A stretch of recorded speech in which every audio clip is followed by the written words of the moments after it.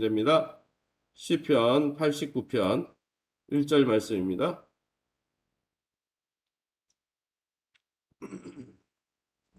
시편 89편 1, 2, 5, 6절 저와 여러분이 한 절씩 교독합니다. 시편 89편 1절 제가 먼저 읽겠습니다. 내가 여호와의 인자하심을 영원히 노래하며 주의 성실하심을 내 입으로 대대히 알게 하리이다. 2절입니다. 내가 말하기를 인자하심을 영원히 세우시며 주의 성실하심을 하늘에서 경고히 하시리라 하였나이다. 5절입니다. 여호와여 주의 기이한 일을 하늘이 찬양할 것이요 주의 성실도 거룩한 자들의 모임 가운데서 찬양하리이다. 6절입니다. 무릇 구름 위에서 능히 여호와와 비교할 자 누구며 신들 중에서 여호와와 같은 자가 누구리까? 아멘. 오늘은 시편 89편 1절에서 18절 말씀 가지고 인자하시고 성실하신 하나님이라는 제목으로 말씀을 함께 나누길 원합니다. 시편 89편은 앞서 제목이 나오는 대로 하나님의 인자하심, 성실하심에 의지해서 하나님 다윗과 맺은 언약, 다윗과 맺은 언약이 무엇입니까? 다윗의 그 왕국을 허물어뜨리지 않고 다윗의 대에 다윗의 후손 가운데 메시아 그리스도 구원자를 보내주겠다는 그 약속을 하나님 회복시켜 달라고 기도하는 내용이 시편 89편의 내용인 것이죠. 그럼 이 시편 89편을 통해서 우리가 믿고 의지하는 하나님은 어떤 분이십니까? 1절에서 4절에 나오는 대로 하나님은 인자하시고 성실하신 분이라는 것이죠. 그래서 1절에 보면 여호와의 인자하심을 영원히 노래한다 했고 또 계속해서 주의 성실하심을 내 입으로 대대히 알게 하리다. 2절에도 하반절에 주의 성실하심을 하늘에서 경고히 하시리라 라고 말씀했습니다. 하나님은 인자하신 분입니다. 인자라는 헤세드라는 히브리어는 하나님의 백성을 향한 하나님의 헌신적인 아가페 사랑을 이야기할 때 인자다. 그래서 하나님의 끝없는 사랑, 그것이 바로 끝없는 그 사랑의 성품을 인자다 했습니다. 시인은 이 여호와 하나님의 인자하심, 영원한 끝없는 사랑이 변함없다. 지금 현실은 다윗의 언약이 끊어진 것 같고 눈앞에 보이는 것은 사실은 하나님이 안 계신 같은 상황이 보일지라도 하나님의 성품은 그럴 리가 없어. 하나님은 영원히 하나님은 구원하신 백성을 돌보시고 그들을 사랑하셔. 이 성품은 변함이 없어. 그 성품에 의지해서 현실을 바라보며 기도하는 것이죠. 사랑하는 성도 여러분, 영원히 변치 않는 하나님의 사랑을 매일매일 붙들고 살아가고 있습니까? 이것이 우리의 기도 제목이 되고 있습니까?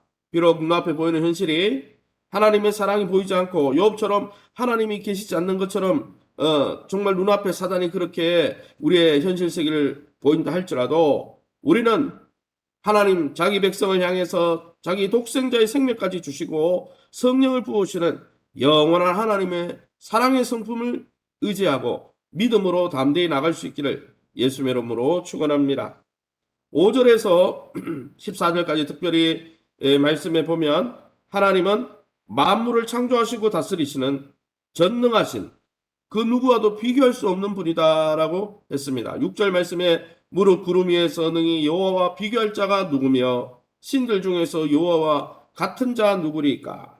시인은 하나님의 전능하신 이 하나님께서 다윗의 언약을 주시고 구원자 메시아를 보내주신다는 그 약속하신 그 약속을 찬양하면서 하나님 그 약속을 신실하게 지켜주옵소서. 그러면서 하나님의 전능하심을 하나님 비록 우리의 환경은 다윗의 언약이 이루어지지 않을 것 같고 하나님의 약속이 이루어지지 않을 것 같지만 하나님은 전능하시기 때문에 그 약속을 능히 이룰 수 있습니다. 이렇게 기도하는 것이죠. 자연세계와 인간 역사를 통해서 하나님의 통치와 섭리를 보고 사랑하는 성도 여러분 기뻐하고 있습니까? 시인은 비록 눈앞에 보이는 현실은 그렇지 않다 할지라도 그동안 하나님의 역사를 통해서 또 성경에 나오는 많은 약속들을 이루어 가신 역사들을 기억하고 기뻐하고 있다는 것이죠. 믿음은 눈앞에 보이는 현실로 인해서 막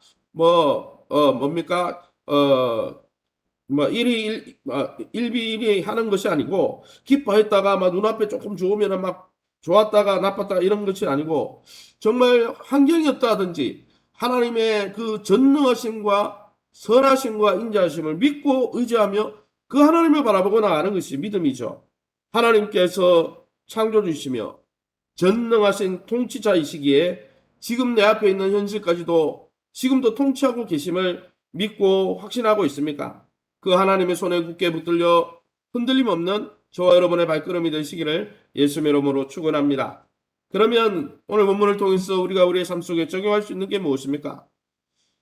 환경과 상황은 열악해도 하나님은 영원히 우리를 사랑하시고 또 그 사랑을 능히 이룰 수 있는 전능하신 분이기에 그것을 믿는 하나님의 사람들은 어떻게 살아야 됩니까? 1, 2절에 나오는 대로 하나님을 찬양하고 기뻐하며 감사하는 삶을 살아야 된다는 것이죠. 1절에 여러분 뭐라고 되어 있습니까? 1절 말씀이 이렇게 되어 있죠. 내가 여호와의 인자하심을 영원히 노래하며 주의 성실을 내 입으로 대대히 알게 하리다. 하나님을 찬양하는 자가 복이 있다는 것이죠. 시인은 하나님의 변함없는 영원한 사랑을 내가 영원히 노래하겠다. 1절, 2절에 그렇게 말씀하고 있습니다. 15절에는 특별히 뭐라고 되어 있습니까? 15절에 즐겁게 소리칠 줄 아는 백성이 복이 있나니 여호와여 그들이 주의 얼굴빛 안에서 다니리로다라고 말씀하고 있습니다. 즐겁게 소리칠 줄 아는 백성, 뭘 이야기합니까? 즐거운 소리라는 것은 하나님을 찬양하고 예배하고 감사하는 소리죠. 왜 그렇습니까? 눈앞에 보이는 현실은 다윗의 언약이 이루어지지 않은 것 같고 하나님의 구원이 없는 것 같지만 하나님의 선하심과 인자하심과 전능하신 성품을 굳게 붙들고 그 하나님이 이루실 것을 믿음으로 아는 자들은 어떻게 한다는 거예요? 하나님을 찬양한다는 거예요. 하나님께 이미 이루어진 것처럼 감사한다는 것이죠. 사랑하는 성도 여러분, 하나님께서 인자하시고 진실로 지금도 우리의 상황을 통치하고 다스리고 있다는 것을 믿는다면 또 온 세계가 하나님의 뜻대로 이루어지고 있다는 것을 믿고 믿는다면 그것을 기뻐하고 찬양해야 한다는 것이죠. 그래서 에베소서 말씀의 1장에 보면은 찬송하리라다. 우리 하늘 아버지께서 우리에게 이런 일을 해주셨다 그러고 사도 바울은 찬양부터 시작하는 것이죠. 사랑하는 성도 여러분, 저와 여러분은 우리 눈앞에 보이는 현실이 어려울지라도 하나님의 선하심과 인자하심과 전능하심과 그 전능하신 하나님이 지금도 우리의 삶을 다스리고 붙들고 계시다는 사실을 믿고 확신하며 기뻐하고 있습니까? 하나님을 기뻐 예배하며 감사하고 있습니까? 바울과 신라가 옥에 갇혀서 복음의 문이 막히고 옥에 갇힌 상황에 무엇을 했습니까? 그들은 눈앞에 보이는 것으로 인해서 기뻐했다가 슬퍼했다 이렇게 하지 않았어요. 그것은 세상 사람들이 하는 거예요. 믿음은 무엇을 보는 것입니까? 눈앞의 현실이 아니라 그 현실을 붙들고 계신 하나님의 선하심과 인자하심을 또 전능하심을 알기 때문에 하나님이 역사하실 것을 알기 때문에 믿음으로 미리 미래의 일을 바라보며 믿음으로 감사하고 기뻐하고 찬양하는 것이라는 거죠. 바울과 신라가 찬송하고 또 감사할 때 어떻게 됐어요?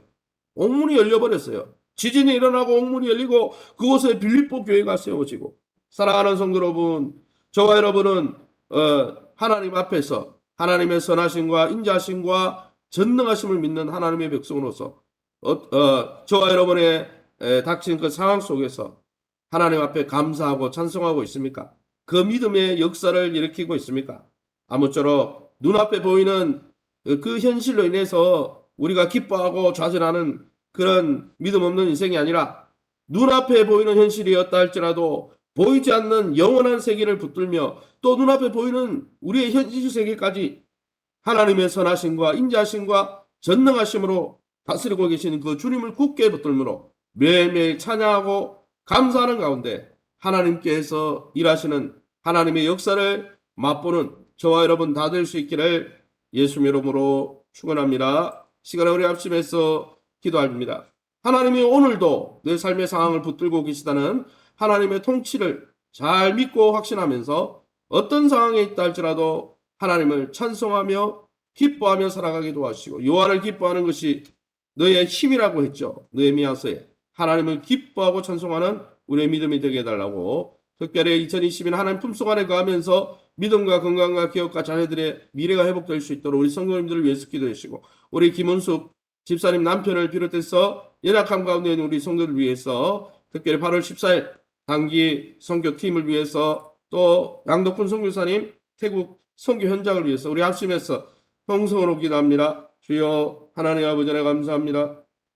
하나님의 놀라운 은혜 가운데 이 새벽에도 눈앞에 보이는 현실이 어떠하든지 그것으로 인해서 그 눈앞에 보이는 것 때문에 기뻐했다가 슬퍼했다가 그렇게 하는 정말 믿음 없는 자가 아니라 하나님의 선하심을 어떤 상황 속에서도 하나님의 선하심을 의지하고 하나님의 인자하심을 의지하고 하나님의 전능하심을 알기에 범사에 하나님 앞에 감사하고 찬송하는 살아있는 신앙 될 수 있도록 하나님 보이지 않지만 보이지 않는 그 하나님께서 지금도 우리를 붙들고 계시고 지금도 우리의 삶을 인도하고 계심을 하나님 확신하며 감사 또 감사하는 믿음의 권속들 다 될 수 있도록 인도해 주시고 그 감사와 찬양이 불러오는 놀라운 아버지 변화의 바람 하나님의 큰 역사를 경험할 수 있도록 인도해 주옵소서. 2020년 하나님 품속 안에 가며 우리 성도들의 믿음이 회복되게 하시고 현장 예배를 사모하며 하나님 제일주의로 살아가는 그래서 하나님을 높이고 높이다가 내가 나를 높이고 존중하는 자를 존중히 여기고 나를 업수히 여기는 자를 내가 업수히 여기겠다 말씀하신 사무엘상 2장 30절의 말씀이 우리의 삶 속에 이루어지고